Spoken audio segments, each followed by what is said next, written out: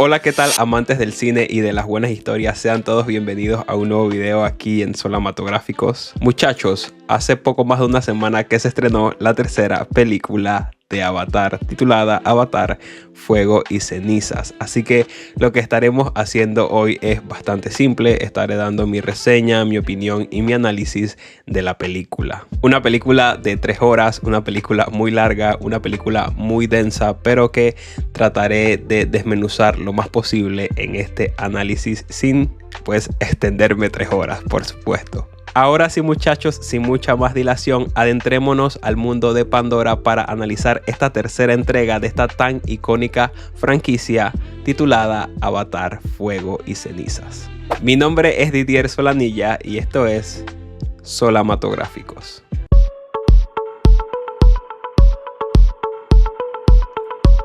Hola, ¿qué tal, muchachos? Adentrémonos rápidamente a este análisis de la película de Avatar, Fuego y Cenizas, una de las películas más esperadas en años, creo que la película más esperada, el estreno más esperado de este año y por supuesto quizás uno de los productos audiovisuales mejores hechos en la historia del cine. Me gustaría empezar por el tema de las opiniones que he estado viendo en redes sociales, en el internet. Básicamente se ha llegado, creo que, al consenso de que a muchas personas le ha gustado esta tercera entrega de Avatar. Sin embargo, la crítica que se le tiene a esta película tiende a ser la misma, y es que peca de ser repetitiva y de ser algo que ya hemos visto anteriormente y que no sorprende tanto como cuando salió la primera película de Avatar en el 2009. La verdad, yo tengo un poquito la misma idea. No siento que toda la película sea repetitiva o que sea lo mismo, por supuesto que no. Siento que hay partes de la película que sí, por supuesto, se repite y repite fórmula y repite conceptos, pero lo que es casi que el 80% de la película creo que propone cosas diferentes, propone ángulos diferentes, y siento que hablaré un poquito de esto más adelante, pero trataré de no profundizar en este aspecto, sino que trataré de profundizar en otras cosas que he visto que no se le han prestado mucha atención en lo que son los análisis y las críticas de esta película. Empecemos por lo que ya sabíamos, y es que esta película es prácticamente un espectáculo visual de los efectos especiales más avanzados que existen hoy en día en el cine. Y sí, muchachos, yo sé que el salto de calidad que vimos de la película del 2009, que por cierto ha envejecido muy bien los efectos especiales, el salto del CGI fue, por supuesto, se nota bastante que el CGI se mejoró mucho, pero siento que esta película aún lo mejora un poquito más de lo que vimos en la película pasada. Y es que cuando se trata de aspectos técnicos, cuando se trata de efectos especiales, CGI, etcétera, etcétera, etcétera, las películas de Avatar solo son comparables con las películas de Avatar. Creo que todos estaremos de acuerdo con esto. Y es que de alguna forma siento que el CGI le aporta mucho a esta película, sobre todo creo que en términos de edad. Por ejemplo, yo no sé si esto les pasa a ustedes, pero yo siento que los personajes, por ejemplo, los más grandes, los adultos, tienden a tener un mejor CGI, sobre todo en el tema de la piel. Siento que se siente muy palpable, como que en realidad cuando tú ves esta película lo que te transmite es que tú puedes sentir cómo se sentiría el contacto, la piel Na'vi.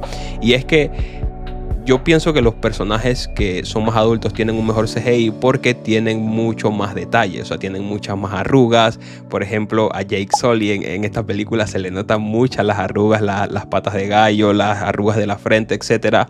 Y siento que pasa con los demás personajes adultos, y a pesar de que los otros personajes tienen un muy buen CGI, los personajes que son un poquito más jóvenes, siento que sí, al no tener tantas arrugas y al su piel no tener tanto texturizado, siento que tienen un aspecto un poquito más artificial. No es que me dé esta sensación de que sean falsos, pero la verdad es que sí se ven un poquito más artificiales que los personajes adultos. Y es que, como mencioné anteriormente, hay escenas que son brutales. Por ejemplo, la escena en donde Varang le está explicando a Quaritch el tema de cómo se quemó su aldea por el tema de la erupción volcánica, pues los rayos de luz que pasan y cómo interactúa con la piel se siente muy palpable y le aporta mucho porque te transmite mucho las escenas, a pesar de que no sean escenas de mucha tensión, por así decirlo. Entonces sí, siento que el CGI se ha mejorado mucho, sobre todo pues es que en Jake se puede ver mucho. Creo que es el personaje que a nivel visual es el que más transmite.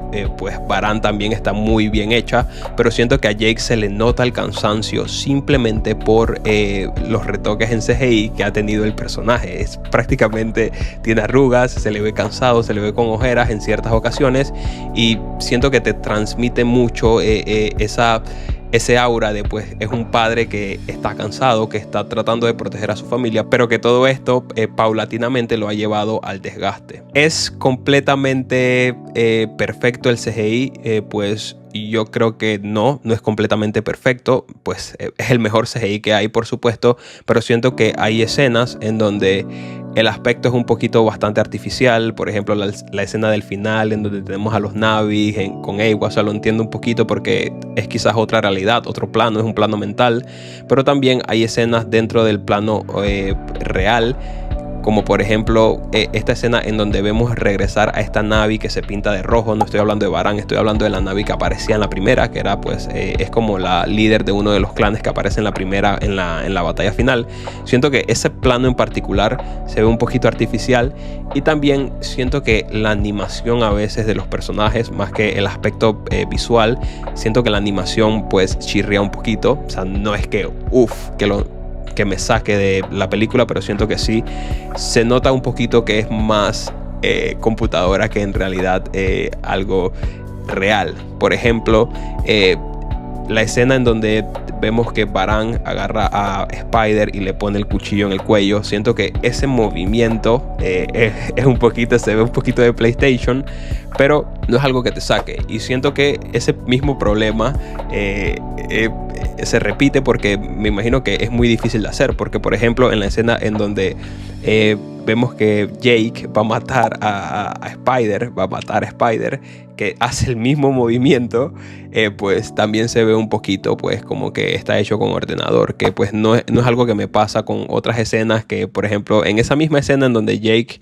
está a punto de matar a Spider, vemos que Neytiri sale corriendo y esa escena se ve súper realista. Cuando la vemos correr y entrar en escena se ve súper realista, pero sí siento que hay ciertos movimientos, ciertas formas en que se mueven los Na'vis. No sé si esto tenga que ver con pues por ejemplo Baran, sabemos que se mueve un poquito diferente, hablaremos de esto un poquito más adelante, y no sé si esto tenga que ver con eso o si esto en realidad sea un problema técnico que pues sea muy difícil de resolver. Pero obviamente el CGI no es completamente perfecto, pero las escenas que son real se ven muy real.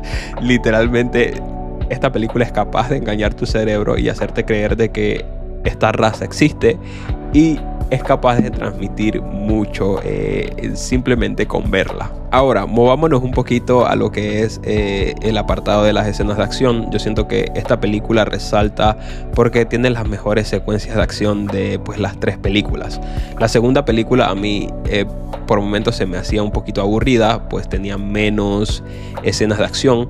A mí esta subtrama del personaje de Loak con Payakam me resultaba un poquito aburrida. Sí tiene cosas buenas, como por ejemplo que se explora un poquito más de Pandora, nos llevan a los océanos, nos presentan una nueva tribu, que pues los Na'vis tienen variaciones biológicas, evolutivas, para poder existir en este entorno acuático. Pero la verdad es que sí, había momentos de la película en donde se me hacía muy aburrida. Sin embargo, en esta tercera película siento que las escenas de acción son mucho más frecuentes. La película es mucho más entretenida. Dura 3 horas esta película y prácticamente se sienten como si fueran 2.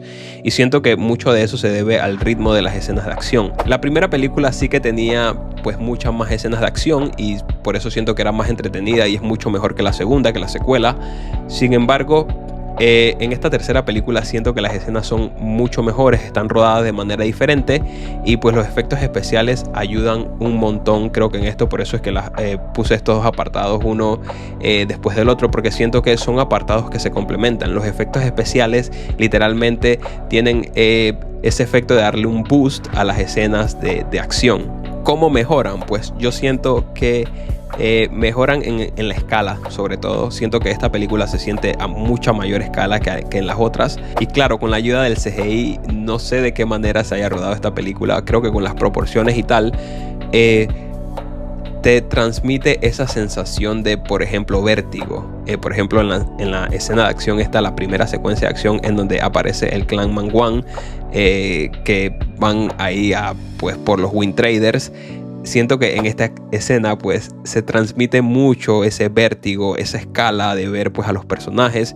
Tienes esa proporción medida de distancia que siento que se siente, ¿me entiendes? O sea, tú sientes la distancia, sientes el vértigo, sientes la proporción y la escala de la escena. Y siento que esto también se da mucho al final también. Y no sé, como mencioné anteriormente, creo que rodaron esta película de manera un poquito diferente a las anteriores, sobre todo las escenas de acción, porque pues tienen esta capacidad de transmitirte esta escala y esta proporción de la escena que pues las otras no eran capaces de hacer, y eso ayuda mucho porque te transmite como espectador esa sensación de peligro. Por ejemplo, había una escena en donde Jake estaba en la parte de arriba del globo aerostático que en realidad es una criatura, pero bueno, eso no viene al tema, y se tiraba por ahí y te transmite mucho esa escena. Es una escena muy que te transmite ese peligro de que en cualquier momento uno de estos personajes puede caer al vacío y básicamente palmarla. Entonces sí, yo creo que esta película, si en algo se gana a las otras dos, es en las escenas de acción. Yo en particular pienso que es mucha mejor película que la segunda. Hablaré un poquito de esto más adelante, pero sí que creo que en cuanto el apartado de escenas de acción, esta película sobresale por eso y se gana a las demás, pero se las gana bastante bien. Ahora hablemos de el apartado de la trama, de la historia, que siento que es algo que se le critica mucho a las películas de Avatar en general. Como mencioné anteriormente, a mí la segunda película me aburrió un poquito porque básicamente si vemos la primera película, por ejemplo, siento que es la película que más te impresiona porque aún tiene ese factor sorpresa. O sea, el conflicto de la primera película, por ejemplo, no llega hasta, creo que hasta estar en media hora de la película. O sea, no se nos plantea un conflicto hasta quizás después de la primera media hora de película, que es cuando Jake Sully ya está literalmente pues andando su avatar. Entonces, ¿cuál es el conflicto de la primera película? Bueno, el conflicto de la primera película es que tenemos a dos razas, una que quiere explotar los recursos de Pandora y la otra que quiere preservar los recursos de Pandora. Entonces tenemos este conflicto interracial, si así se le puede llamar, que inevitablemente va a llevar a estas dos especies a la guerra. Y claro, mucho de lo que nos impresiona de esa primera película no es tanto la historia, es una historia que bueno, está bien, pero lo que nos impresiona es el contexto en el que se dan las cosas. Y es que James Cameron crea un mundo en donde existen viajes en el espacio, nuevas especies, hay una ciencia ficción muy densa por detrás en estas películas, hay religión, hay cultura. Entonces creo que el contexto de la historia de la primera película Avatar es lo que nos sumerge, lo que nos gusta tanto de esa primera película. Más sin embargo, obviamente, naturalmente, con el pasar de las secuelas, ese elemento sorpresa se pierde. Ya sabemos que Pandora es un mundo espectacular, ya sabemos que pues nos van a dar escenas sumamente contemplativas que son pues espectaculares también, que vamos a tener auroras, que vamos a tener bosques bioluminiscentes, montañas flotantes, que vamos a tener pues un montón de especies nuevas y fascinantes, que es una de las partes que más me gusta de Pandora. Y siento que con el pasar de las secuelas, obviamente ese elemento se va perdiendo y ya no es tan impactante. Por eso es que yo siento que la segunda flaquea un poquito con el tema de la historia, porque la historia, como mencioné anteriormente, creo que es un poquito aburrida, se alarga un poquito, sobre todo con esta subtrama de Loak con Payakan. Claro, obviamente estas dos segundas películas se planearon para hacer una sola historia, por eso es que la primera se siente más como una historia de transición más que algo que plantea algo en realidad o que establece un cierre. Entonces, en la segunda película, obviamente el conflicto es la llegada de los humanos a Pandora nuevamente, porque ya después de haberse ido, los humanos regresan a Pandora y este es el conflicto de la segunda. Por supuesto, tenemos este hilo conductor que vendría a ser Quaritch, que es como el villano de la película. Se le tiene que dar una forma humana, digo yo, al villano. Eso pues hace la historia un poquito más interesante. Entonces el conflicto general, el conflicto grande de la segunda película es la llegada de los humanos a Pandora. Por eso es que en esos 14 años que pasaron de la primera a la segunda no hubo historia, porque no había conflicto. No sé si me explico. Entonces los humanos vuelven a llegar a Pandora y se nos da esta trama de Quaritch cazando a pues los Zully, que pues es parte, es un derivado del conflicto original, pero es más que nada una subtrama, diría yo. Ahora, ¿cuál es el conflicto de esta tercera película? Pues yo creo que esta tercera película tiene muchas más subtramas que las demás, y el conflicto general, el conflicto pues el pesado, el que es el conflicto que se plantea el conflicto que se plantea en esta tercera entrega es que el personaje de Spider gana poderes. Es decir, tenemos al primer personaje humano adaptado a la atmósfera de Pandora. Y no solo eso, sino que también le nace un Kuro, por lo tanto puede hacer muchas cosas que los Navis pueden hacer como tal. Entonces está por supuesto esta trama principal, pero obviamente alrededor se plantean otras tramas y otros conflictos. ¿Por qué estoy tan pesado con el tema de las tramas? Y es que siento que si se quiere analizar estas películas, bueno, si eres un espectador simplemente y no quieres analizar nada, pues no tienes que saber nada de esto. Pero siento que si quieres analizar estas películas, tienes que saber identificar las tramas y las subtramas de cada una. En esta película existen muchas subtramas. Está la subtrama de Kiri, siendo pues la hija de Eywa, siendo como una especie de figura mesiánica de los Na'vi. Tenemos también la subtrama de Neytiri. Siento que esto es más que nada un conflicto, que ella odia a los humanos y por supuesto se siente avergonzada de haber tenido hijos con un ser híbrido que es mitad humano, y por supuesto sus hijos tienen descendencia humana, y pues eso es más que nada un conflicto, siento que yo, pero por supuesto puede funcionar como una subtrama porque le da al personaje un punto de evolución, le da un arco. Entonces también tenemos este roce que me gusta mucho entre Quaritch y Jake Sully, que veíamos que antes eran simplemente vamos a matarnos, tú quieres matar a mi familia, por eso te voy a matar y yo quiero matarte porque quiero venganza y porque eres un traidor.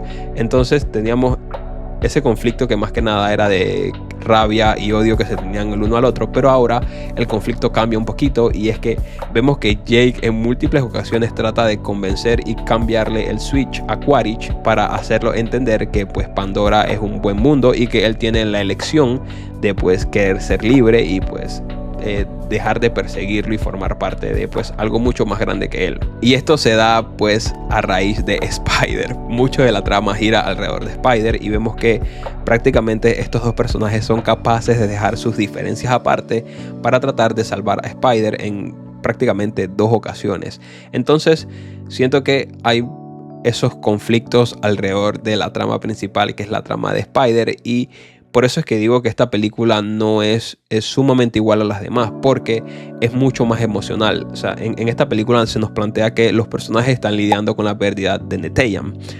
Por eso es que yo siento que los conflictos que se dan un poquito aquí son mucho más emocionales, son mucho más dramáticos que lo que veíamos en otras películas. En la primera, por ejemplo, el conflicto, como dije anteriormente, es más que nada la guerra. Es un conflicto político, ecológico, como lo quieras llamar, mientras que aquí sí, el conflicto político y ecológico sigue estando ahí, pero es más que nada el trasfondo, porque en realidad los conflictos que se vienen dando son los conflictos morales, los dilemas. Por ejemplo, Quaritch, queriendo cambiar de bando, aquí lo vemos mucho en este personaje, porque vemos escenas incluso en donde tiene roces con la otra coronel. Entonces siento que Quaritch ha sido puesto en un punto en donde me sorprende que él no se haya cambiado de bando. Y pues obviamente Neytiri la vemos en este arco de tener un poco de arrepentimiento o un poco de vergüenza al haber estado con pues un ser que es mitad humano, y pues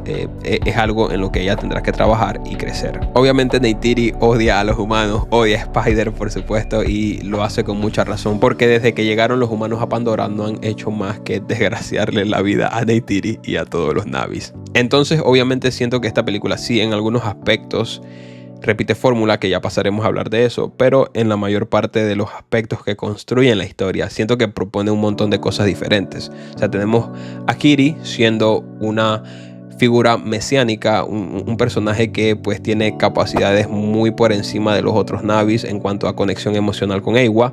Tenemos a Quaritch teniendo este dilema moral ahora de ver si se cambia de bando o no.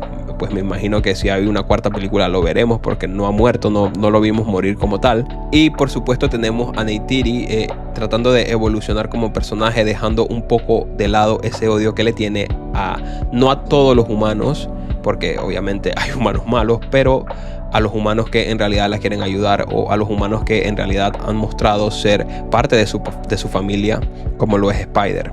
Y por supuesto tenemos la trama principal, el conflicto principal, que es el de Spider ganando poderes, que se relaciona con la subtrama de Kiri teniendo los poderes, porque ella es la que hace que Spider al final del día pueda respirar ese aire de Pandora.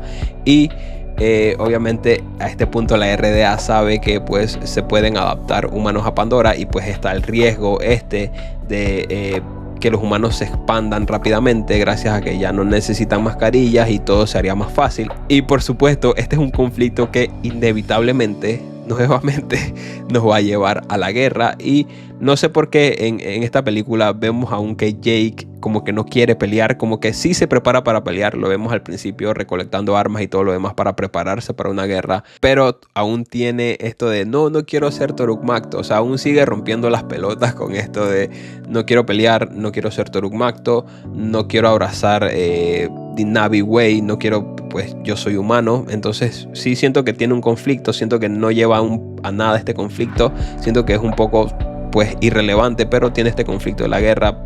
Más sin embargo, no creo entenderlo, porque ya él sabe que tiene que pelear, ya él sabe que tiene que plantarse, ya él conoce a los humanos, conoce a los Na'vis, él sabe que en algún punto va a tener que plantarse porque los humanos no se van a detener y pues tiene que luchar. Así que esta trama de Jake en realidad no la entiendo mucho, por eso es que no he hablado mucho de ella en lo que he analizado las otras. Ahora, antes de movernos a la resolución de la película, quiero hablar del personaje de Baran, que yo creo que ha sido una de las mejores introducciones de un personaje que se han visto.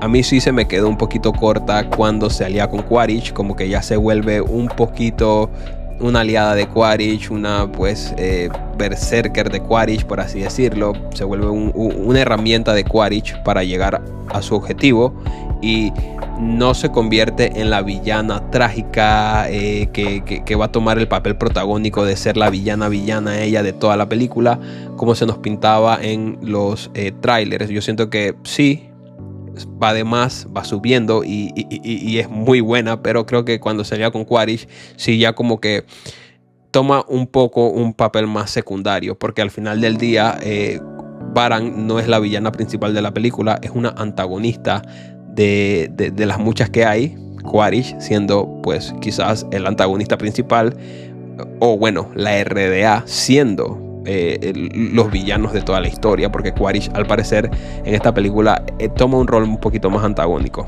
Entonces yo siento que me ha gustado mucho este personaje. El diseño creo que es el mejor de todos los personajes que vimos en la película. Siento que ella tiene el mejor diseño, y la interpretación de Ona Chaplin es la mejor interpretación de la película, y creo que eso es mucho decir teniendo a Zoe Saldaña, la cual literalmente se come esta película también. Entonces yo siento que tener a estas dos mujeres actuando, yo siento que sostienen estas dos mujeres sostienen esta película a nivel interpretativo. Por supuesto tenemos muy buenos actores. Sam Worthington lo hace muy bien, aunque no se note mucho su destreza actoral. Siento que pues es un poquito más silencioso el trabajo que él hace como actor en esta película, no como personaje, pero como a nivel actoral siento que es un poquito más silencioso, y siento que Quaritch toma un poquito más de carisma en esta película. Lo vemos ahí pues ligando y todo lo demás, y pues creo que Baran de todos los personajes ha sido el mejor, y como dije es mucho decir porque está literalmente al lado de grandes y sea completamente robado el show a un nivel actoral. Como mencioné anteriormente, este personaje de Varan yo siento que fue una muy buena añadidura a la película. Está muy bien ejecutado. No se convirtió en la villana que yo esperaba, pero bueno, quizás tengamos más películas mucho más adelante y quizás la veamos convertirse en villana. Yo no creo que sea así. Yo creo que al final, si pasan las otras películas, Varan se estará aliando con los Zully, y al igual que Quaritch se cambiará de bando.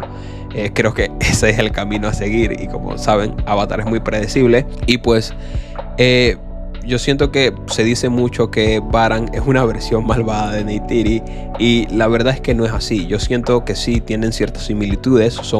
Las dos son guerreras y pues bueno, pues son salvajes ambas, pero sí, yo siento que el personaje de Varan no es una contraparte de Neytiri, no es una Neytiri malvada, es una contraparte en realidad de Kiri, porque Kiri es la figura mesiánica, es esa figura que es el Jesucristo de los Na'vis.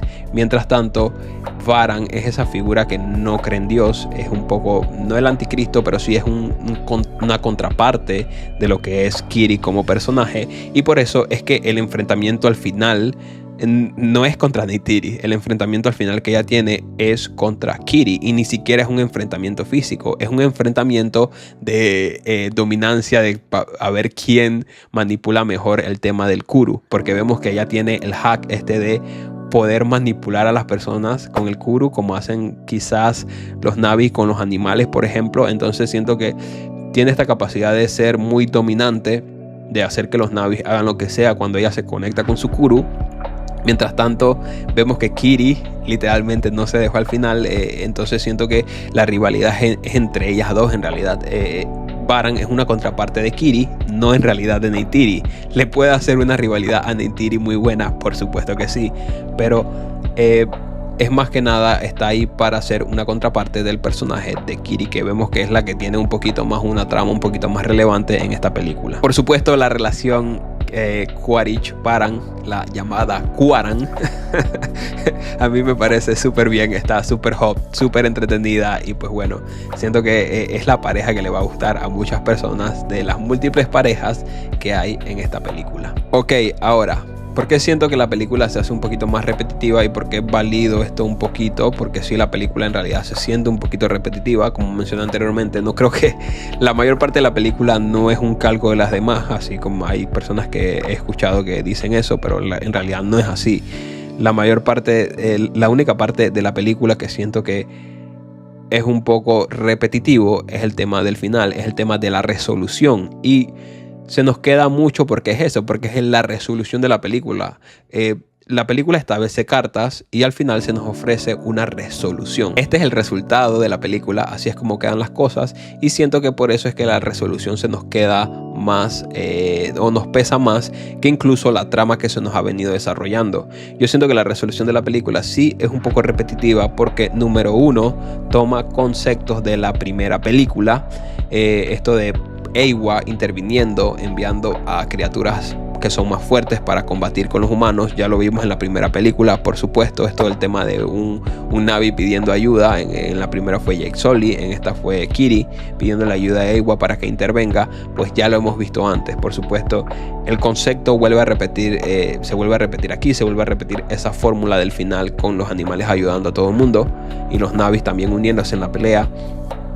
Obviamente tenemos este nuevo elemento de que tenemos Na'vis contra Na'vis, porque al final se unen, los Mangwan se unen a los otros humanos para pelear contra los Na'vis que iban ganando en realidad la pelea. Los Na'vis iban ganando la pelea gracias a la ayuda de los Tulkun, pero obviamente se meten los otros Na'vis a pelear, y creo que eso es lo único nuevo que tenemos para el final, que tenemos Na'vis contra Na'vis en vez de simplemente Na'vis contra humanos. Y segundo, yo creo que se hace un poquito repetitivo también por el tema de la estética, porque recuerden que esta película y la otra, como mencioné anteriormente, eran una sola historia y se grabaron las dos juntas. Entonces, la estética del final de la segunda película se parece mucho, bastante, a esta tercera película. Entonces siento que el concepto se repite, la estética se repite, y por eso se siente repetitiva, sobre todo el final, la resolución de la película. Y como dije anteriormente, la resolución es lo que se queda con el espectador porque es lo que nos esperamos. Se nos plantea un conflicto al principio o a la mitad de la película y pues el espectador obviamente quiere ver cómo se resoluciona ese problema. Eso es lo que se queda con el espectador. Entonces siento que por eso es que se critica mucho esta película de ser repetitiva, porque la resolución repite fórmula básicamente.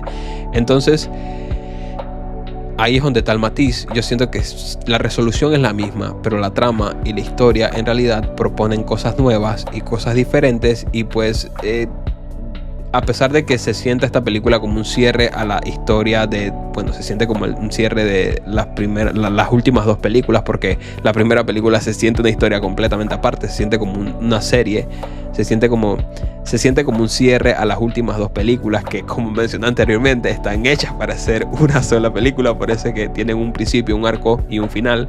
Entonces se siente mucho este elemento de ser repetitivo, pero yo creo que la franquicia, a pesar de que se diga que ya no va a continuar y que James Cameron tal vez se vea un poco dudoso si la va a continuar o no, yo siento que la franquicia aún tiene historias por contar, sobre todo con los personajes nuevos, obviamente, con los jóvenes.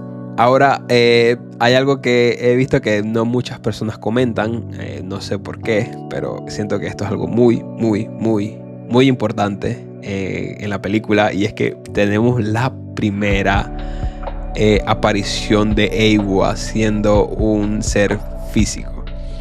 Y no sé si esto sea bueno o malo. A mí, ¿me entiendes? A mí me gustaba este misticismo de saber que Eywa tal vez era un ser sintiente o tal vez no, ¿me entiendes? Tal vez podía intervenir, tal vez no. Entonces a mí me gustaba mucho esto de el misticismo alrededor de Eywa, pero ahora se ha aclarado un poquito y sabemos que Eywa no es un cerebro consciente como lo habían pintado antes, porque era una conciencia, era la conciencia de Pandora, era prácticamente una red neuronal, eso era Eywa, pero ahora la vemos y tiene una forma física. Entonces siento que hace la historia un poquito más complicada, porque te haces la pregunta: ¿podrá Eywa manifestarse en esta forma física al mundo real? Entonces sí siento que esto es algo importantísimo, porque mucho de la trama de los Na'vis gira alrededor de Eywa y de su cultura y de su fe. Y ahora tenemos el primer vistazo a la que es en full la diosa de los Na'vis. De nuevo, un poquito predecible. Si te imaginas a la diosa de los Na'vis, te imaginas a una diosa que se parece a un Na'vi gigante. Y eso es Eywa. Pero no sé si la aparición de Eywa en esta película, si se hacen futuras entregas, complicará el tema de las tramas, por ejemplo, porque habrá agujeros de guión, como que ya no se podrá jugar mucho a este misticismo que se tenía antes en la franquicia alrededor de la figura de Eywa. Y bueno, muchachos, yo siento que más que nada ese ha sido mi análisis de esta película, resaltando pues lo que yo pienso son los puntos importantes de la película. Por supuesto, hay mucho más de qué hablar en esta película de Avatar. Es una película de 3 horas, pero claro, no me quiero alargar aquí a hacer un video de 1 hora, por supuesto, claro que no. Entonces sí, este es mi análisis, como mencioné anteriormente. A mí la película me gustó un montón. No sé en qué puesto ponerla, si ponerla de primera o de segunda, porque ahí tengo la primera película que yo siento que fue muy buena, sobre todo, como mencioné anteriormente, el contexto que propone, como fue nuevo e innovador y fue la primera vez, es muy difícil de superar eso. Y la historia, aunque pues se critica mucho, siento que es muy sólida. Sin embargo, yo siento que esta segunda película la supera en ciertos aspectos, sobre todo en el visual y en el de las escenas de acción. Pero tengo ese dilema. Estoy más que seguro que la segunda película es la más aburrida y la peor de todas. No estoy diciendo que sea mala, simplemente que no es tan buena comparada con las otras dos. Pero sí siento que esta tercera película va a ser la favorita de muchas, y que muchos dirán que es incluso hasta mejor que la primera. Entonces, muchachos, pues sin mucha más dilación, pues aquí los dejo. Espero que vayan a ver la película, que pues se haga pues muchas más películas de esta, porque a mí en lo personal me gusta, me encanta la franquicia de Avatar y me encanta hablar de ella. Y Pues obviamente si ya viste la película, déjame saber aquí abajo qué te pareció la película. Y pues si no la has visto, por supuesto, déjame saber aquí abajo que la irás a ver, por favor. Entonces, muchachos, sí, por supuesto, sí les gustaría seguir el canal, en donde pues tengo mucho contenido de la franquicia de Avatar. Por supuesto, dale un fuerte like a este video y suscríbete, porque se vienen muchos más videos sobre la franquicia de Avatar. Ahora sí, aquí me despido. Gracias por ver este video. Que tengan una muy feliz Navidad y por supuesto un muy buen cierre de año. Y nos vemos en un próximo video. Chao.